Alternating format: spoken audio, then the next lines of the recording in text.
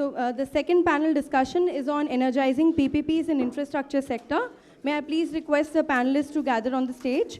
Mr. Suresh Goyal, MD and CEO, NHAI InvIT. Mr. Hari Nagrani, CFO, Delhi International Airport. Mr. Rajkumar Rehlan, Chief Credit Officer, India Infrastructure Finance Company Limited. Mr. Harsh Shah, CEO, Integrate. And Mr. Arunav Sharma, Founder and CEO, Rising Sun Energy. Energizing public-private partnerships in infrastructure sectors. We have a great panel again.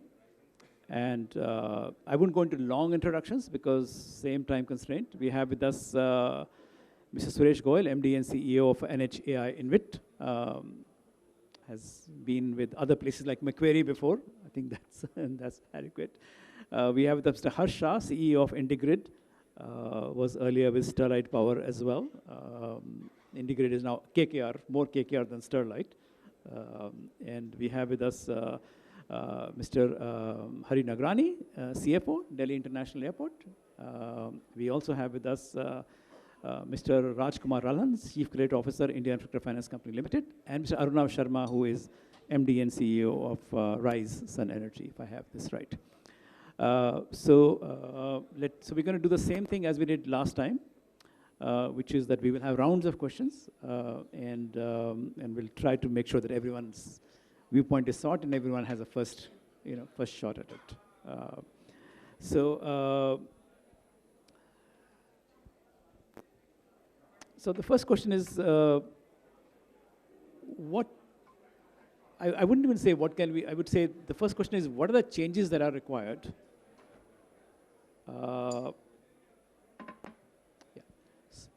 So I'll combine the two questions. What can we learn from the PPP successes and failures?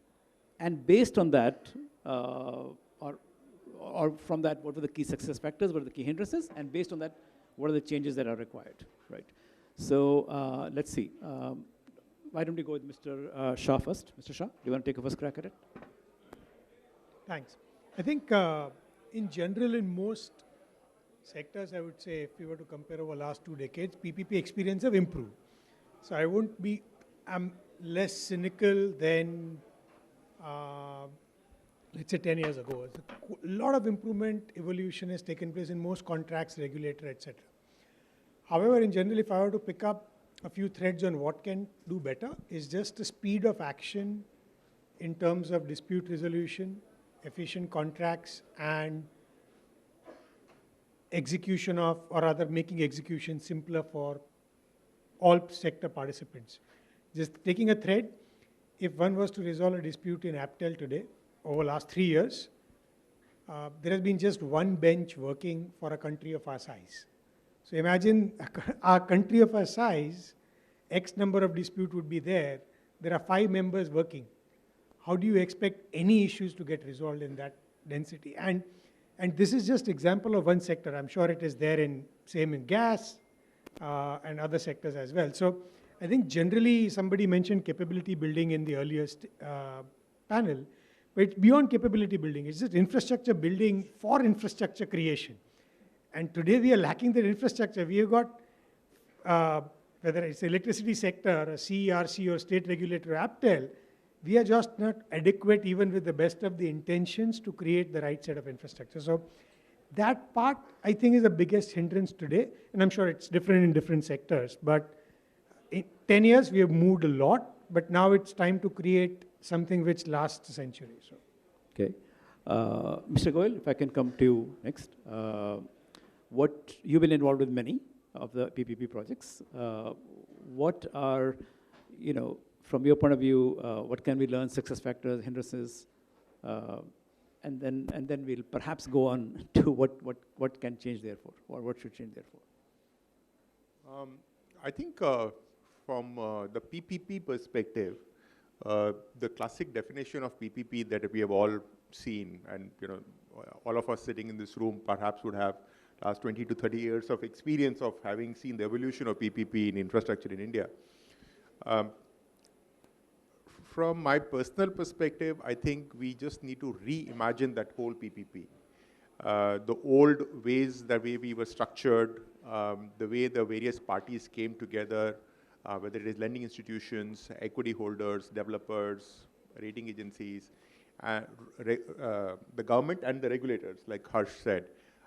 It needs to be reimagined, and I guess it almost needs to be taken up, and maybe so you can make a pitch there, is that we almost need to set up a mission, right, in the central government to say, how do we get everybody together or around that mission? Because currently we have a lot of well-wishers, a lot of thinkers, but they are all in disparate positions. We get together and we discuss these either in isolation about power or roads or ports or airports, and then it goes to resolution, then it goes to NCLT and a few things like that. But the fact is, if we were to be honest with ourselves, the risk capital, the debt may be there, but risk equity is virtually not there. Capability of the organizations, and we have Dial sitting on the right. For example, GMR at one point in time was a big developer, but the fact is that capability of those developers to go and conceive of new projects, build new projects is pretty much gone. So there is a lot of things that we need to do, and I think we need to do it in a very, very coordinated manner. Mr. Nagarani, if I can come to you next. Delhi International Airport is often talked at, prime example of PPP. So what can we learn from? I will confine my discussion only to the airport sector. As you know, the Delhi airport is one of the most successful. So if you can speak a little bit louder, perhaps, yeah, or tilt it towards you, perhaps. Yeah, Delhi airport is one of the most successful PP project in India, and the concept of privatizing aviation sector started in 2006 when Delhi and Mumbai was privatized, and we have completed 16 years, and we have seen that aviation sector privatization projects, PPP project, though you talk about Delhi, Mumbai, Hyderabad, Bangalore, and other airports, they are all successful. They are all successful, and we have created world-class infrastructure for our passengers and for the nation. The hindrances which we see in terms of any PP project, especially in airport sector, I would say they are divided between the two. One is the green field and the brown field. In case of brown field, the challenges are very less because the unit is already operating. But in case of greenfield project, the major challenge which we see and which we have faced in our greenfield project in Goa and all, the land acquisition is delayed. The delay in land acquisition and then environment clearance. These are two major factors which delay the project and which will end up increasing the cost overruns for the project. So basically, if we want to complete the project with the timelines at the time of bidding, government should ensure that land acquisition should be in place. And environment clearance, which generally happens that when you do the bid and developer is not aware, the challenges which he will face when he will actually is a successful bidder and is going to develop the project. And we find that a lot of local NGOs and government agency or other people, those who are affected by the development in that area, they file litigation for environment issues and all. That takes a hell lot of time. So to reduce those things, I think that will be very helpful for any new PP project in the aviation sector. Okay. Mr. Rahan? Yeah, thank you very much. So from lender's perspective, I do resonate with the thoughts of most of you. See, the issues in infrastructure development would range from the pre-bid stage up to the stage when the project is up and running. So dispute resolution becomes a very important element as far as the continued revenue generation from the project is concerned. And at IFCL, we have been advocating the concept of setting up a PPP institution, which should be a single interface for all the developers and other stakeholders to take up the issues, and in turn, they should coordinate with various authorities and ministries, whether it is an issue relating to land acquisition, environmental clearance, and payment by authorities, whether it is the concessioning authority or the off-taker or the counterparty. So if that can happen, I think that will resolve the issues in a big way. To start with, maybe the mega projects above a particular size may be taken up on this platform. Also, with the along with setting up of this PPP institution, if there is a PPP regulator, that will help solve the problems. So in many places, we notice that the policies are in place. And in fact, we have come a long way, and we've been fast in adopting, in recognizing the issues and adopting the policies for that. For example, termination of projects, substitution of projects, policy on stuck projects, they are all in place. Arbitration, they are all in place. But when it comes to effective execution, that is the challenge. Arbitration is, if you go through the arbitration procedures, they seem to be pretty simple one. But the experience is they take at least 2 to 3 years to get the arbitration award in your favor. So, I mean, all infrastructure projects, they are capital intensive and they are highly debt funded. They can't afford to lose any period, whether it is during the implementation or during the operation stage, as far as the revenue is concerned. So, very sensitive issue. I mean, we have to find a solution. But I think we should also compliment our authorities. The country of this expanse, we've come a long way. It's about, learning and moving on. Okay, okay. Mr. Sharma? Thanks. Yeah, so I think as a developer, I feel that the PPP market has evolved, it has matured, but still there is a long way to go. And I feel there should be a monitoring framework in place which can bring all the stakeholders together on the same table. In any PPP project, there are multiple stakeholders, right from the developer, lender, the agency providing the land, central government departments, state government departments. They all need to come on a common platform under a framework where the issues are identified in the early stages and resolved. Because these issues, when they linger on, they end up creating problems, delays, and the projects ultimately suffer, the lenders suffer, the developers suffer. So I think there has to be a mechanism so that all the stakeholders can come on the same platform and identify the issues and resolve them in the early stages rather than wait till the end when these projects become NPAs or there are 1 or 2 year delays, so that litigation doesn't happen, arbitration doesn't happen, or they are minimal or can be reduced to the minimal possible. And I think in order to do that, there should be a PPP law or an infrastructure law. The maximum infrastructure development in the country is happening through the PPP mode. And you need a common law to bind everyone together, to bring everyone on a common platform or a framework. Yeah. Okay.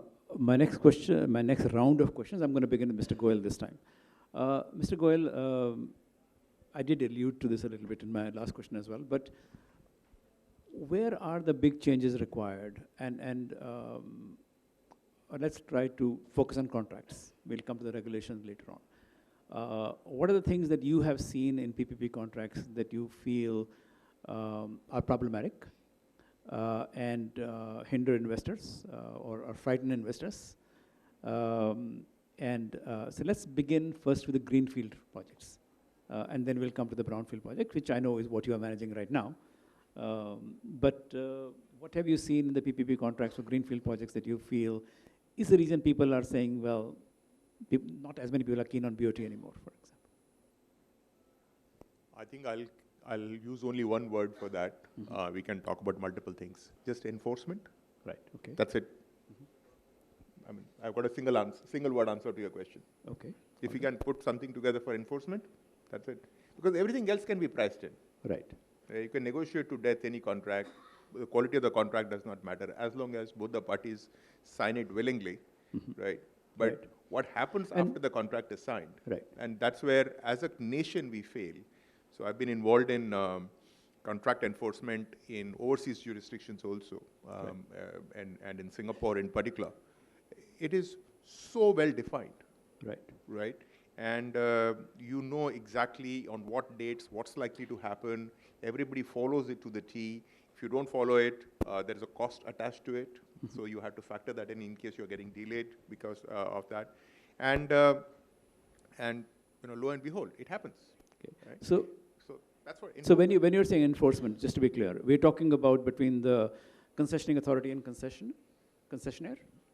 Any contract. Any Because contract. in a typical PPP, there will be plethora of contracts that will be entered into, right? But, So but you first- have basically a more powerful entity on one side, like government, and then maybe a less powerful entity on the other side, which is investor See, developer. in the No. eyes of the law, right, there is nothing like powerful or not powerful. As long as we hold a contract as sacrosanct, Right. and we have an enforcement mechanism, and it's not Right. for us to discuss of what the enforcement, which body it should be. Right. But the point is whether it is the arbitration as a means, or the courts, or regulator, etc. Right. As long as we uphold that contract and then we enforce it within a defined time frame, I think then Okay. it's Now- pretty good. Now, when this is talked about with the government, and people talk in terms of dispute resolution, they don't use the words enforcement as much. They tend to use dispute resolution more, and they talk about reconciliation committee or conciliation committee.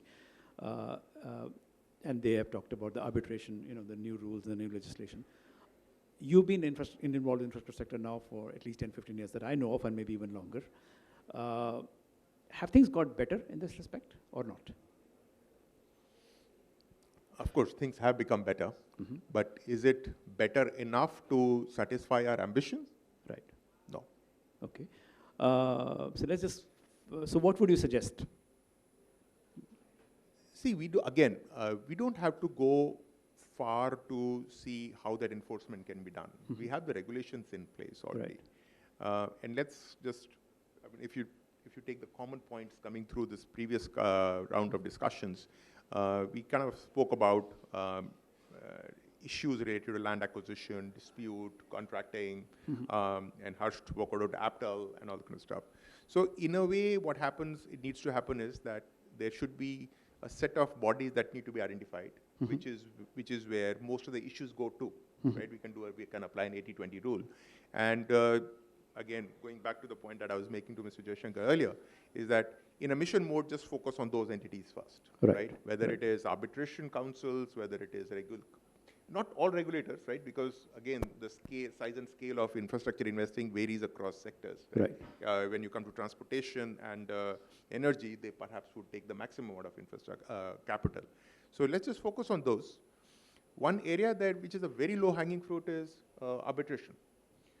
If Singapore can do it, and most foreign investors investing in India currently use that as a jurisdiction, and basically what we are doing is we are fighting our issues in a foreign jurisdiction, right? Paying the foreign arbitrators, foreign lawyers, flying down there, staying in their hotels, and then paying that council a fees on top of it. So the same thing can be replicated here. Maybe it can be replicated in IFC. Okay. So, Right. Okay. again, just one word, enforcement. Okay. Mr. Nagrani, I'll come to you next. What would you change about the way we approach PPPs? As I mentioned that when any PP project, Sir, if you can tilt the mic, yeah. if any PP project is announced, that the major hurdles, as I talk about, as we talk about the land acquisition and environmental clearance should be in place. And secondly, the regulatory agency should also play a very vital role in terms of PPP project. Though of course, as far as the airport sector is concerned, it is more or less stabilized because privatization happened long back, 2006, almost 16 years have passed. Now they are mature enough. But still we have seen there are inconsistency in their approach. There should be consistent in their approach because what we have seen, the fundamental and the principles of deciding the tariff, they keep on changing. And it varies, fundamentals and principle varies from airport to airport. Right. That is also something which is bothering. There should be consistency in the approach and there should be clear-cut policy should be in place so that we are aware that what is going to happen in terms of certain issues and what kind of decision will be taken by the regulator in terms Right. of deciding those areas. Yeah. Before I go to Mr. Shah, a quick question for Mr. Goel. Mr. Goel, you talked about enforcement. Does it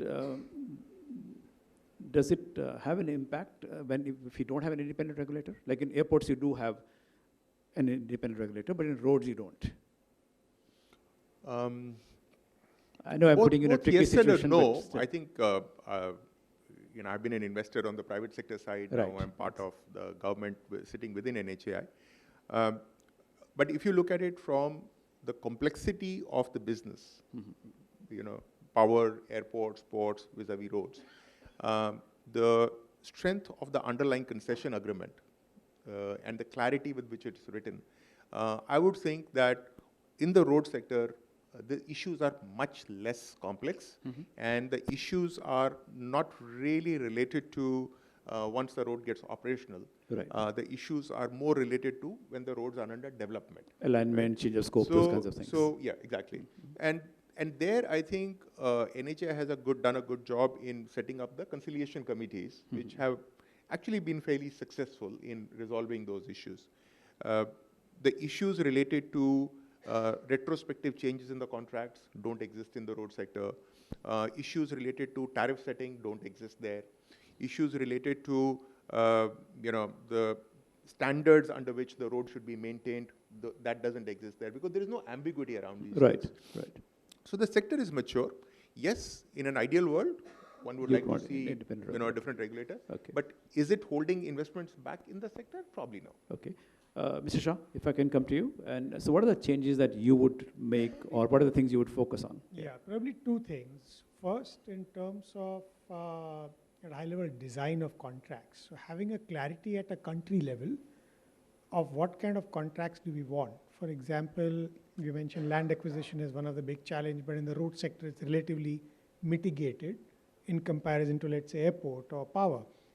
Why such discrimination as a country when we are buying roads, which is consuming the most amount of land?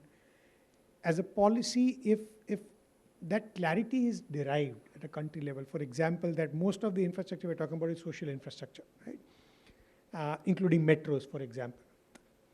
Unless and until government plays a crucial role in the first part of development, which will involve land acquisition, and as an infrastructure developer, we may see it dispassionately, but at the end of the day, citizens are getting impacted with land and environment both. And I would want land acquisition to be very easy, but on the other hand, there are citizens who are going to suffer.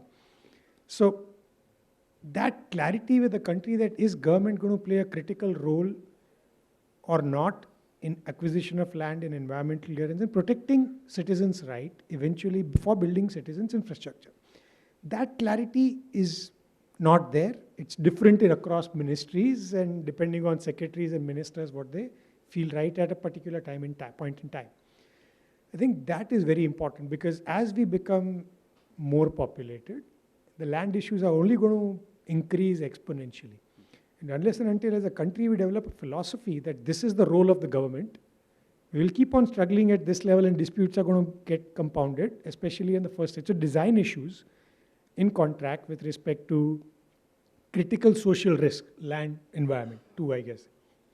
The second one, I would say, is accountability of regulators. Setting an independent regulator doesn't help if they don't act, right? There is no accountability, what do you do? So I think that's a big one, and accountability can be set in many regards, right? They can be role level, they can be financial. Financially, our regulators are, I would say, very poor. They don't have revenue source, they're dependent, they're understaffed, under capability, everything. Now, if we had an experience of doing business in Brazil, where the license cost that we paid to a regulator was massive. But on the other hand, the regulator was as big as NHAI, right? And NHAI as a regulator is successful because they have resources. And that comes from finances, and that creates an institution. Most of the other regulators do not have those resources. So I'm not saying that only by creating resources things will get all right, but providing them the right resources to hire the right set of people, right culture, right mindset, and then making them accountable is missing. Today, I mean, we are appointing regulators as we appoint judges, right? practically. And it's a mix between judge and, I would say, government official. So it's a very fuzzy state. So I would say design of the contract uniform across the country, which allows, allows investors and developers to take a right decision. And second is to empower regulators in terms of capability and finances. So you were involved with a number of power transmission contracts earlier on. Were they well structured, or what would you change about them? No, so I've been involved in many, but I think in general, power transmissions contracts are well structured. Contracts, and things change. For example, incrementally, the land acquisition is becoming difficult for even power transmission renewable projects. That's the biggest hurdle. There are many statutes which help us, but with the capacity with which the country needs capacity, we are going to keep struggling with land acquisition all the time. I understand. But people often say these contracts are not good because the risk sharing is not, or they say inappropriate risk sharing. So was there inappropriate risk sharing in the power transmission contracts? No, not really. Okay. Again, risk sharing is a subjective term, but I don't think risk sharing was a concern, and it goes back to enforcement. You can share risk as you want, but what if you don't enforce? It doesn't help to structure. But coming back to the point on design, it talks about risk sharing. Right.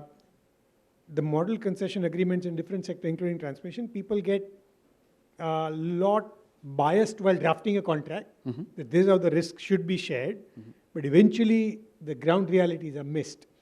And as a bureaucrat or as a ministry, I would want to say all the risks are to developer, but then in reality it is not possible to solve certain interministerial issues which road sector faced 10 years ago between NHAI and Ministry of Environment, right? And the whole country came to halt because a private developer couldn't solve it.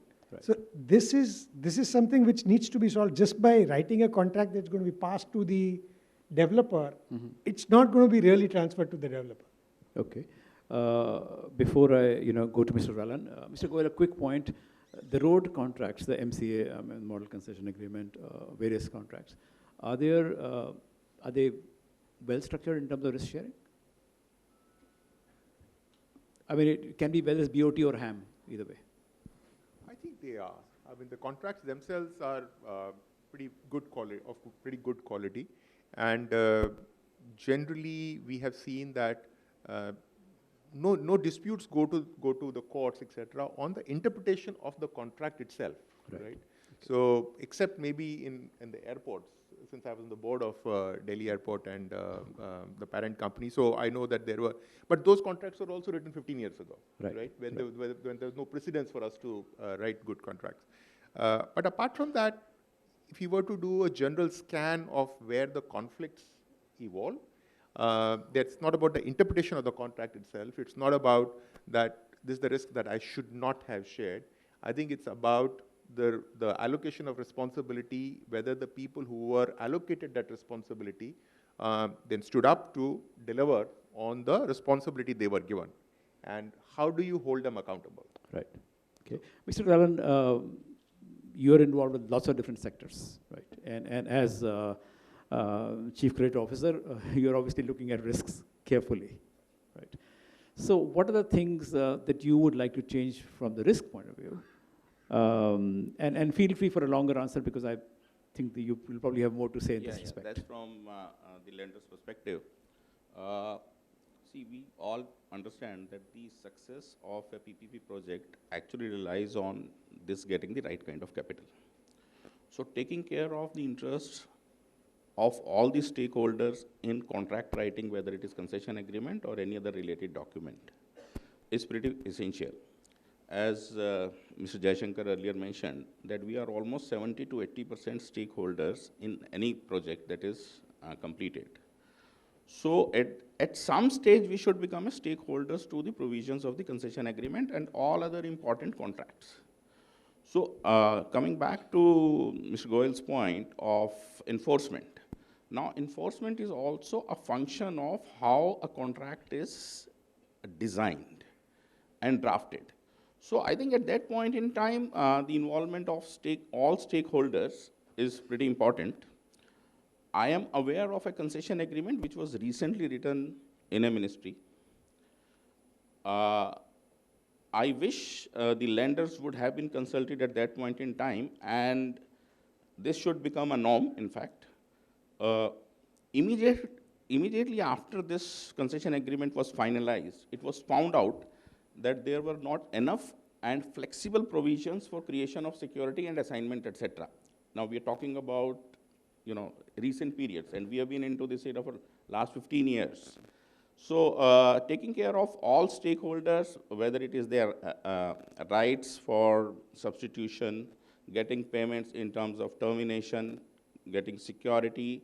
So, I mean, that's one important area where lenders should get involved from the initial stage itself of writing the contracts. Okay. Mr. Sharma, when you look at energy sector, electricity, whether it's renewable or otherwise, and you look at different kinds of contracts, there are contracts between discoms and developers, there are contracts between SECI and developers, NTPC and developers as well. What do you see there? I mean, one could argue in some ways renewable has been pretty successful, right? Renewable sector has not had an issue attracting private capital, right? No, I think I don't fully agree with that, because Okay. renewable has had its own set of glad you don't agree. issues and challenges. Yeah. Yes, enforcing the contracts are definitely one big issue which needs to be addressed. Apart from that, I think I just have a very small limited point that if you look at all the contracts in the PPP space, they are all ruled by penalties. And I feel that the contracts should be ruled more by incentives rather than penalties.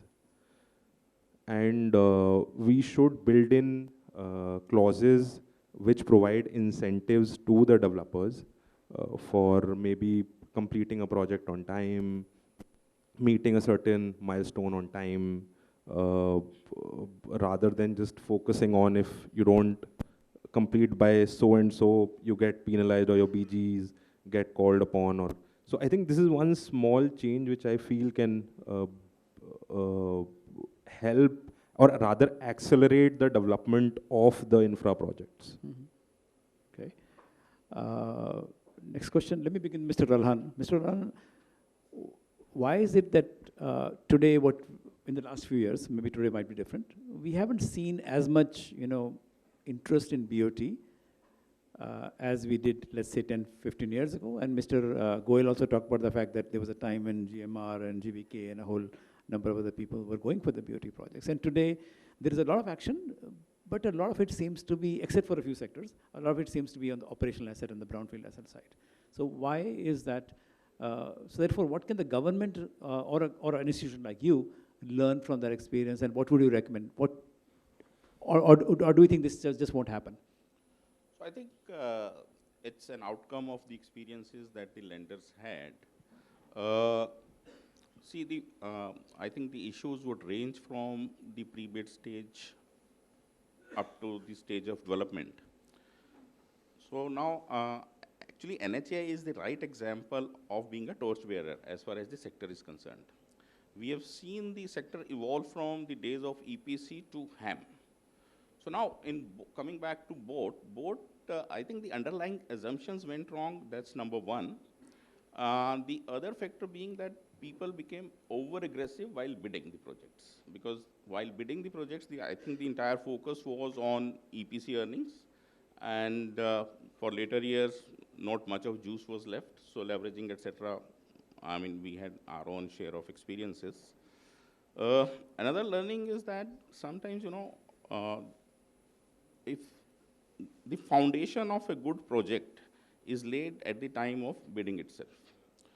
So few live examples are that few of the BOT projects were bid out basis a traffic study which was dated, or it was not carried out by a reputed agency.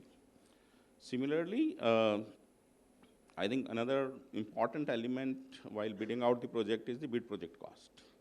Sometimes the experience has been that the project cost was estimated basis the old estimates.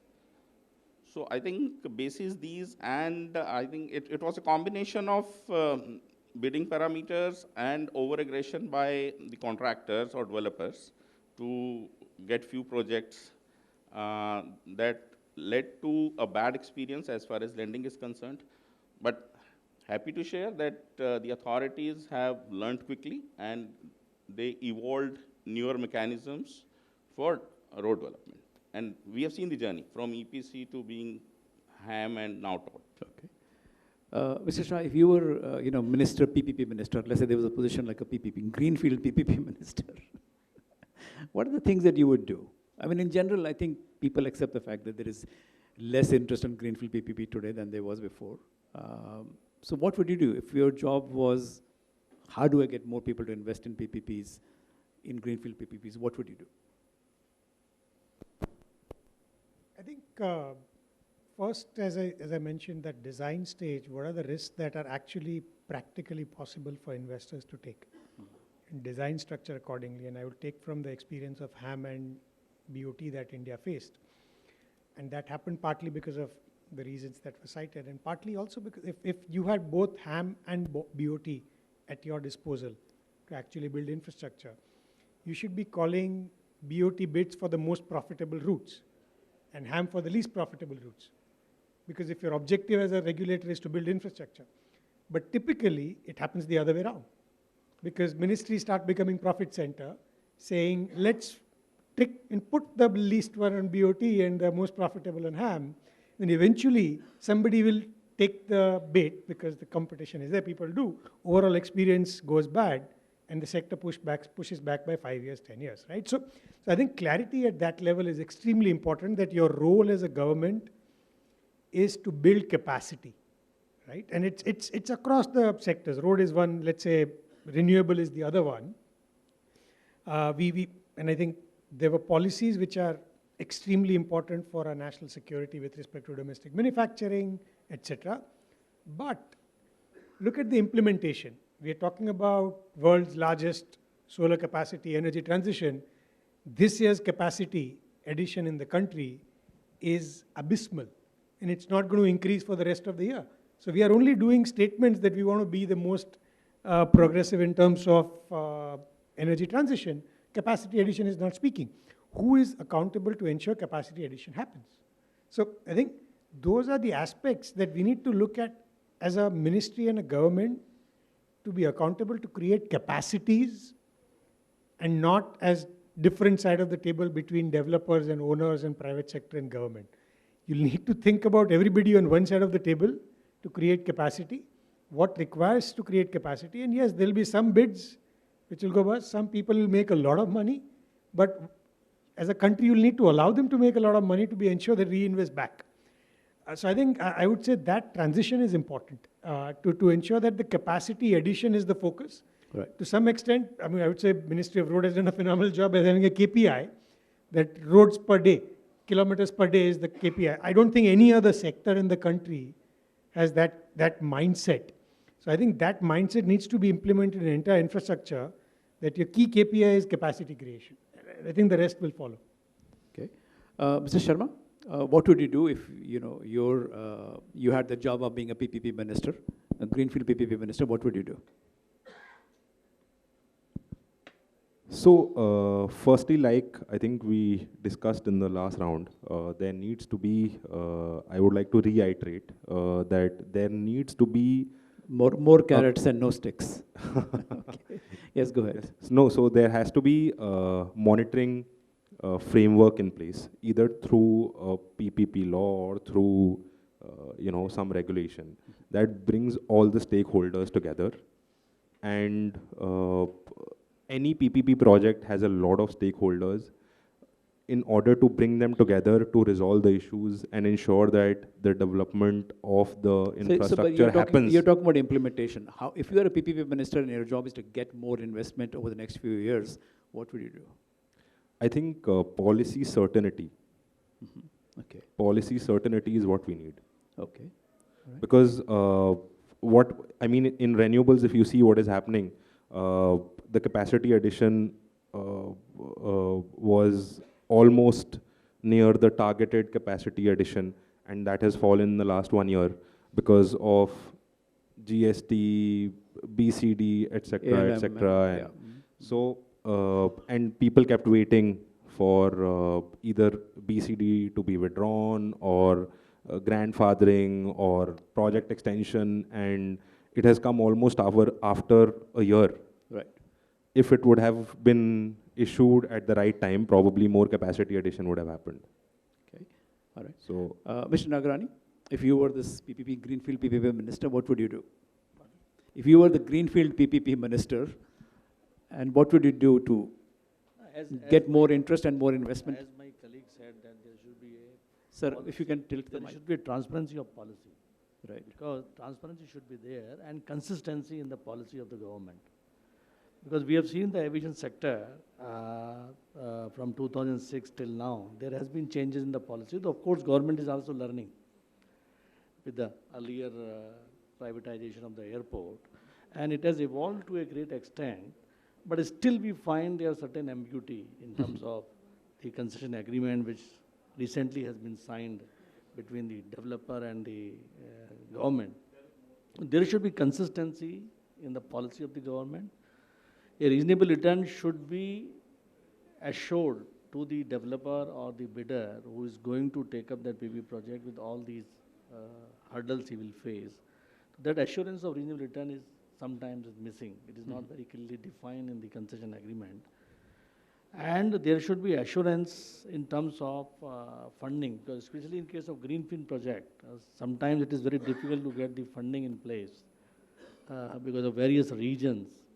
As my colleagues have mentioned, that there should be a clear-cut guidelines given to the financing institutions, then they should come forward with little bit flexible terms for greenfield project. Okay.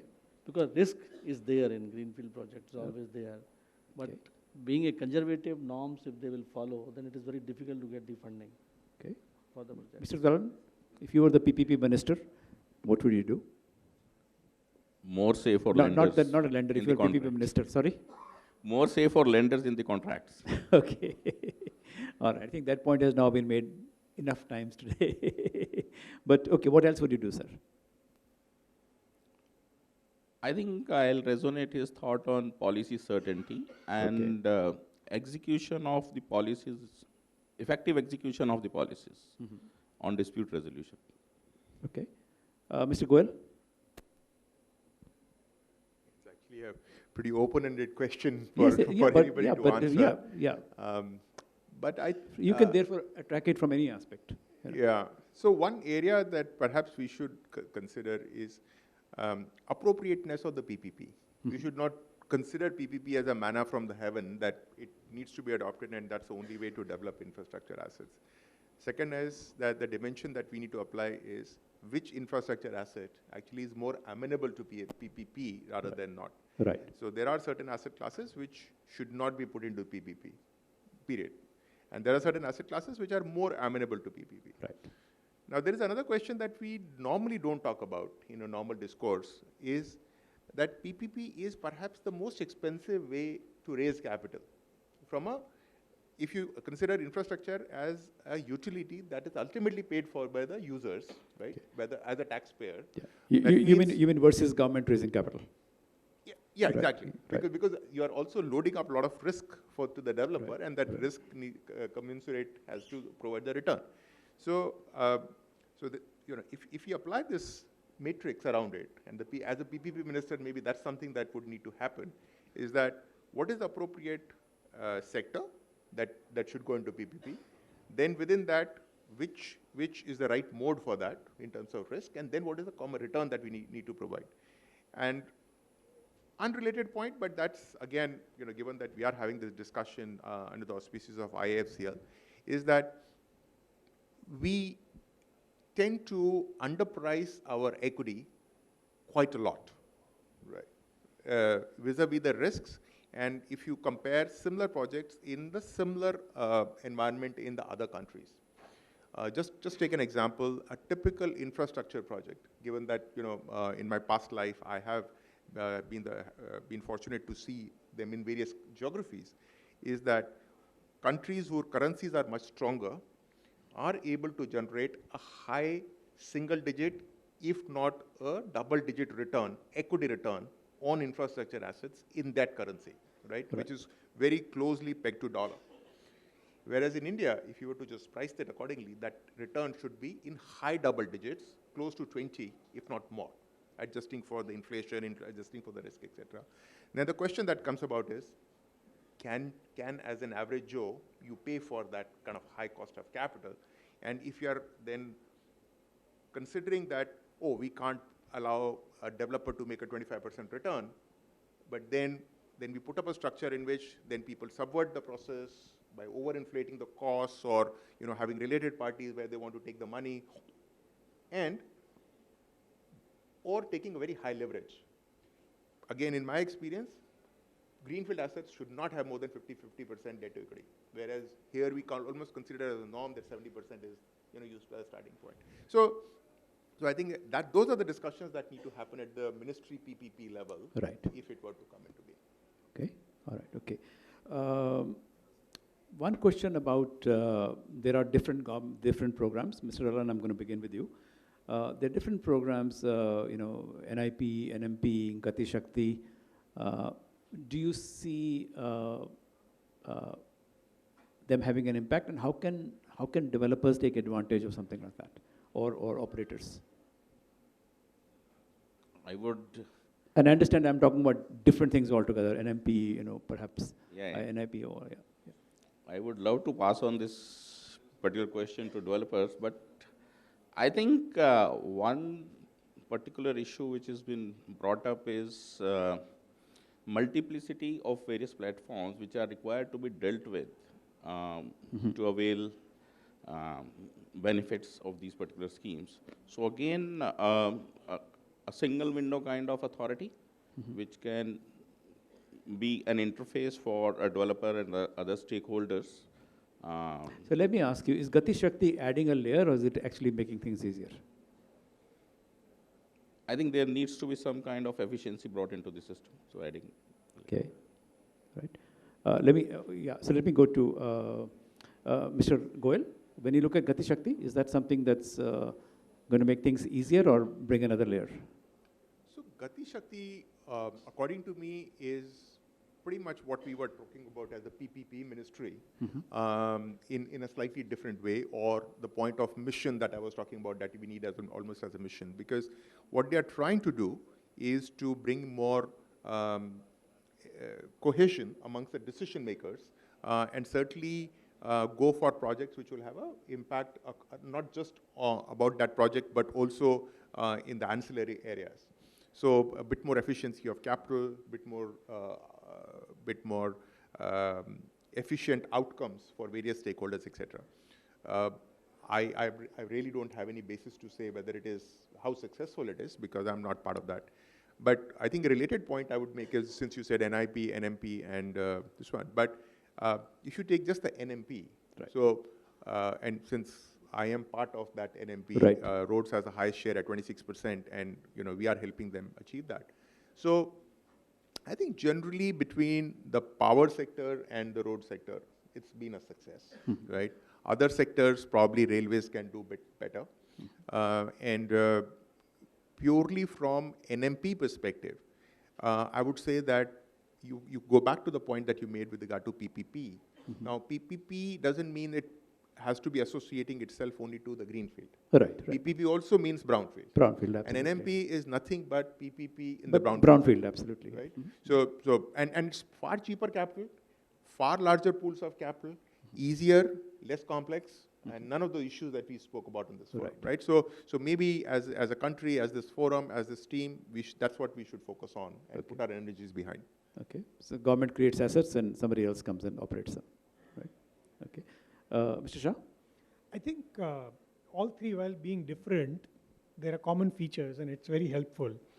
One is it lays down the view of the government publicly out there to refer. While it doesn't have executive power or capacity, it's not the law, but at least it lays down what the government wants to do. So let's say before NMP, if any of the ministry wanted to really monetize assets, the first thing they thought about, how will we be perceived? That we are selling silver, right? But I think that's changed with NMP. That yes, it's okay to sell, it's professional to sell, this is how you do it. So it is an enabler. Same way for Gati Shakti, it's an enabler right now. But I think a lot of us spoke about interministerial issues, aligning, single window clearance, etc. Well, Gati Shakti as on today has no executive capacity, but it is a foundation stone of hopefully a future empowered ministry in few years' time, which is really a single window clearance, possibly. I mean, I would like to think that, but I do see of this central sector ministries getting follow up on infrastructure projects under Gati Shakti or elsewhere at minute level to attract resolutions at local level. So the secretaries do the call, including with district collectors, and they resolve issues. So I've seen it work well. So I would say all three are doing its job well, and I really look forward for them becoming more empowered, more efficient. Okay. Mr. Nagarani, GMR, I hope I'm right, GMR has probably done better in airports than it has done in other sectors overall, right? And so what would you attribute that to? I mean, not whether they were GMR executives good or bad, but how do you look at, what made you do better in airports versus in other sectors? Difficult to answer. Sir, I am more related to aviation sector. Of course, we are doing better in the aviation sector, and we have developed world-class asset. And going forward, the focus of the group is also on airport sector. The reason for not doing well in other sector, maybe I would say, with my knowledge which I have gained being part of the group, that we have, in case of road sector, we have done aggressive bidding initially. Okay. Right. Wherein we were end up paying more to the government, right, and return was not good. Similarly, in case of energy sector, sir, if you can bring the mic closer to. Yeah, linkage was not available for the gas and coal. Right. That impacted.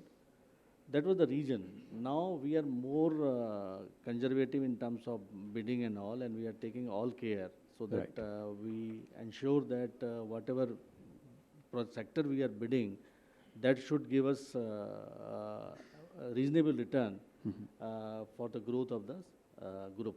Okay, so it's that is why you have seen. Some of it is just how you bid as earlier opposed 6 to airport, which we could not get, even Noida airport, where we have a offer, we could not get because we are evaluating properly before doing any bidding. So I think this is also earlier, Mr. Ralan had also mentioned that.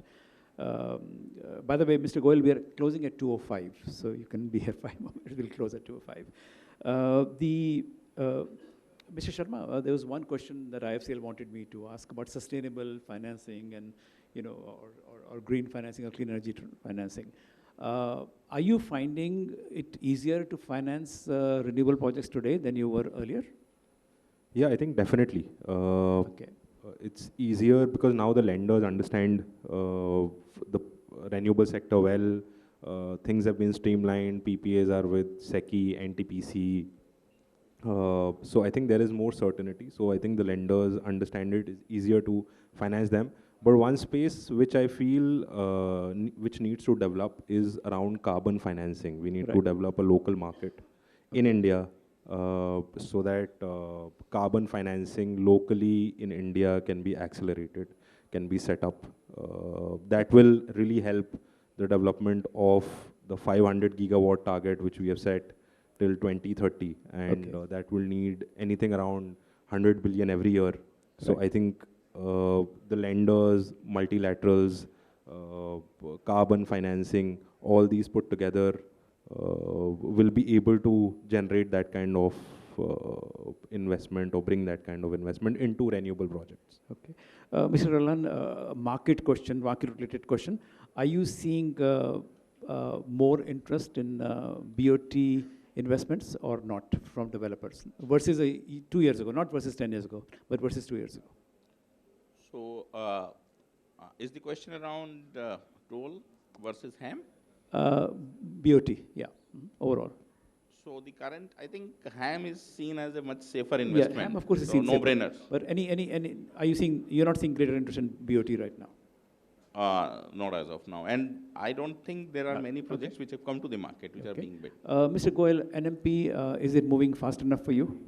Or I'm sorry, you're now, and I keep forgetting you're not Macquarie anymore. So from the point of view of investors, is NMP moving fast enough? From my perspective, it's moving super fast. Okay. There is just too much pressure on us to continue to raise more capital. Right. Yeah, there are some other sectors which could also Okay. dip their toe into the monetization, because what we have seen is that there is a very strong interest from the investors, Right. both international and domestic, and as well as from the lending community, as well as on the bond side. Right. The reference that was made in the previous session was that we were actually able to raise 25-year bond, Right. a structured bond from the retail market, and it was really well appreciated Right, and right. accepted. Institutions, of course, Right. liked it, and IFCL was also a pretty large investor into that. Right. So there is a lot of capital. Right. People understand the risks. I think a lot of issues that were related to the sectors have gone. Right. So maybe other ministries could be a bit more ambitious. That'll be good. Okay. All right. Mr. Nagrani, what can we expect next from GMR Airports? In terms of new investment, new announcement, Of course, we are divestment, taking, investment, whatever. As we mentioned that we are focusing more on the airport sector, and today we commissioned the Goa airport. First flight has Yes, we gone saw from that. the Goa Yes. airport, and we are also eyeing on the other airports which are in the pipeline. As last time in 2021, government announced they are going to privatize 13 more airports, which got delayed. So you're fairly enthusiastic about PPP in airports. Yeah. Okay, all right.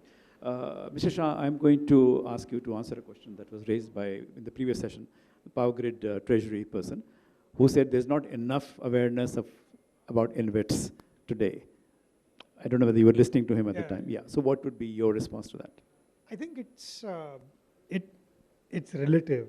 I mean, from the way I see it, about more than a dozen InvITs and REITs put together, we have about, as a country, about 2-3 lakh crores of assets under InvITs and REITs of different kind. Assets, public sector sponsored, private sponsored, road, port, transmission, different. So I think I'm more optimistic about it in terms of the last 5 years. It's been a substantial amount of evolution. Is it where I would like to be? No, but I think there is a lot of evolution that has already taken place, and I'm pretty happy about the way number of investors have come to own it. Retail, pension funds, insurance funds. So it's proliferated well. But I think, as he mentioned, EPFO is not enabled. There are mindset level issues that exist. And that, unfortunately, we as a private sector InvIT have hit a wall.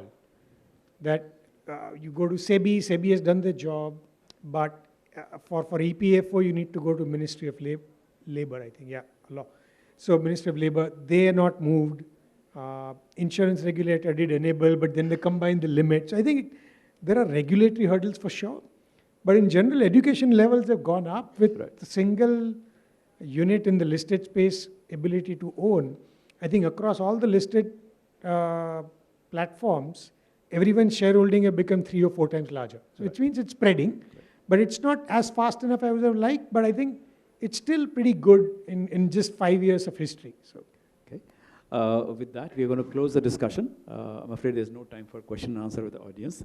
But this has been a again, an interesting and informative discussion. And for that, we owe gratitude to Mr. Sharma, Mr. Ralan, Mr. Goyal, Mr. Nagrani, and Mr. Shah. So big hand for the 6.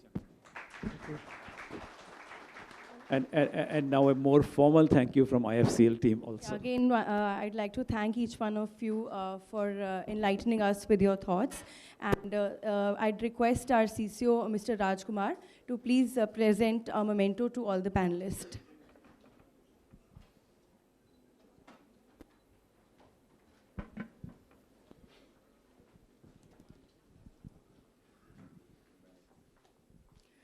So, Mr. Suresh Goyal, MD and CEO, NHI InvIT.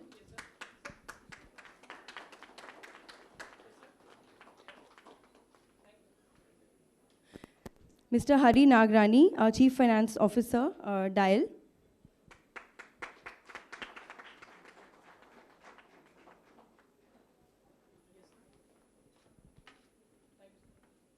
Mr. Harsh Shah, CEO, Integrid.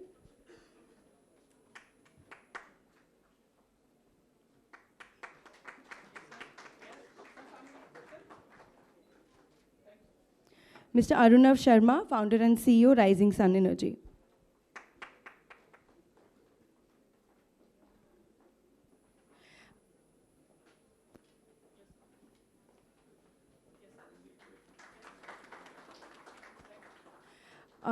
A special thanks to Mr. Alok Brara for assisting us in facilitating a successful event today. And I'd like our director of this event today, Mr. Paritosh Garga, our general manager, to please present a memento to him.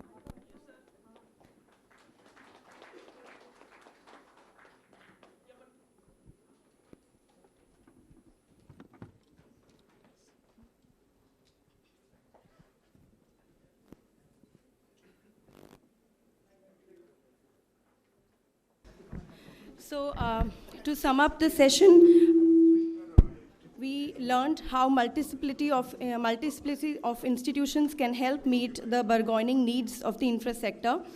We saw the role of regulatory support to facilitate long-term financing. We also saw how important bond markets are to provide alternate source of financing to the sector. We also discussed how a common PPP law and tripartite agreements can help address the multiple prevailing issues, including the need for contract enforcement and raising of investor interest. In the end, I would like to say that all good things are created together, and we hope that each one of us present here will work in unison for the development of this sector. With this, we come to the close of today's program. On behalf of IIFCL, I would like to take the opportunity to express a heartfelt gratitude to all the speakers, panelists, government officials for being a part of our celebration.